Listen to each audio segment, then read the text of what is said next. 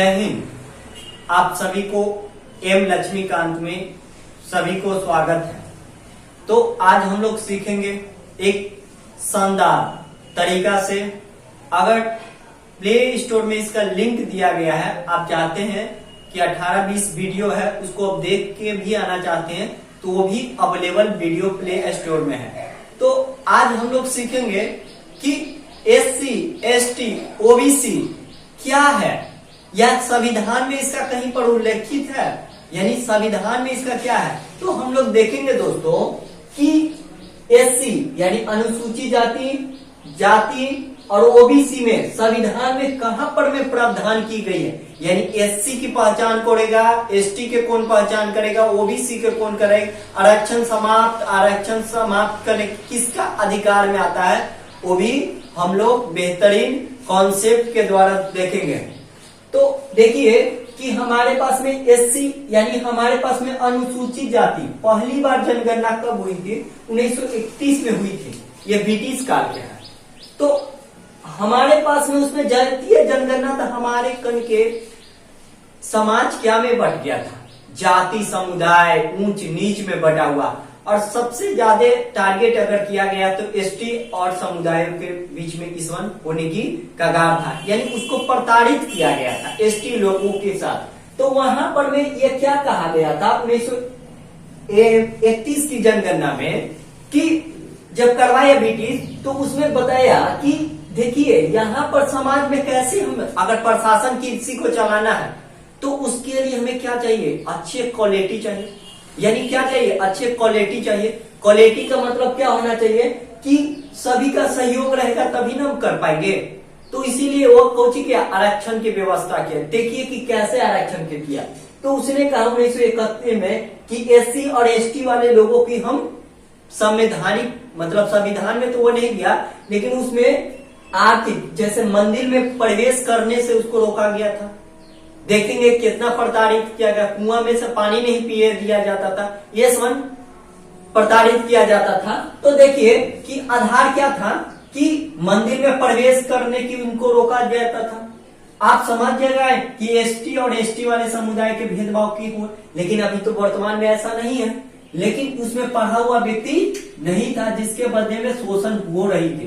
तो जातीय जनगणना में इसीलिए आधार बनाया मंदिर में प्रवेश, इसको इसीलिए आरक्षण देने की यहाँ पर जातीय जनगणना कब हुई थी 1931 में। और इसमें तो देवे की आरक्षण। फिर हमारे पास में जब संविधान निर्माता हमारे जब हुआ तो संविधान में लिखवाया गया कि अनुसूचित जाति के लिए कौन सी 1950 में जाति में शामिल किया गया, यानी संविधान में ये लिखवाई गई कि जाति ST और ST यानी संविधान में उसको दर्जा प्राप्त है।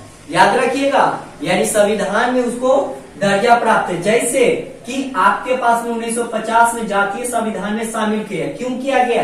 क्योंकि अगर सरदार वल्लभ भाई पटेल और डॉक्टर भीमराव अम्बेडकर सामने हमेशा विवाद था कि ये आरक्षण बेकार है, ST वाला शामिल करें, लेकिन तर्क यही दिए कि हमारे समाज वाला अभी पढ़ा हुआ व्यक्ति नहीं, उसको 20 साल के बाद कर दीजिए, मेरी समुदाय आगे चल जाएगी तो उस कंडीशन में। लेकिन आज तक ले आरक्षण को 20 साल पर कुछ समथिंग में बढ़ाया जाता है। तो हमें इस चीजों को देखा जा सकता है कि अनुसूचित जाति के लिए 1950 में प्रावधान की इसको संविधान में शामिल है। और इसको कौन सा अनुसूची में है, यानी कौन सी अनुसूची में दिया गया है, यानी SC समुदाय के लिए कौन सा आर्टिकल में दिया, 341 अनुच्छेद में जातीय में भाग दिया, यानी SC समुदाय के लिए बोल दिया गया कि एक तुम्हारे पास में संविधान में प्रावधान कहां पर, कौन सा अनुच्छेद में, 341वां अनुच्छेद में जातीय, और भाग 16 में इसमें दिया गया कि SC समुदाय के लिए संविधान में दर्जा मिल गया। कोई चीज संविधान में लिखा गया इसका मतलब आरक्षण की देने की बात होगी। तो अब देखिए कि हम समझ गए कि 341वां अनुच्छेद क्या करता है। अब देखिए 341वां ये क्या कहता है कि आगे पहचान कौन करेगा, SC लोगों की पहचान कौन करेगा, SC लोगों की पहचान अनुच्छेद कौन करेगा, यानी एसटी और ओबीसी के कौन पहचान करता है? राष्ट्रपति पहचान करता है। पूछा जाएगा कि पहचान एसटी समुदाय की कौन करता है, यानी जातीय के किसको है निर्णय, कौन जाति पर है? तो अनुच्छेद 341वां में यह प्रावधान किया है कि राष्ट्रपति उसको जानकारी देगा, यानी उसको किसको एसटी में शामिल करना है, किसको ओबीसी में शामिल करना है, इसका किसका काम है? राष्ट्रपति का काम है। तो हमारे पास में 341वां अनुच्छेद में क्या कहता है कि राष्ट्रपति राज्यपाल मतलब बिहार के राज्यपाल से परामर्श करेंगे, यानी बात करेंगे कि बताइए आप क्या चाहते हैं कि मतलब आपके समुदाय में कौन कौन ऐसा है, शामिल करवाइए उसको। तो परामर्श किसको करेगा? लोक अधिसूचना से, यानी एसटी की पहचान कौन करता है? आपको डायरेक्ट क्वेश्चन पूछा जाएगा कि राष्ट्रपति यानी जाति के कौन पहचान करता है? तो राष्ट्रपति करती है। किसके परामर्श पर? यानी राष्ट्रपति परामर्श किसके पास में करेगी? किसके पास करेगी? राष्ट्रपति किसको पास में करेगी? राज्यपाल के पास में।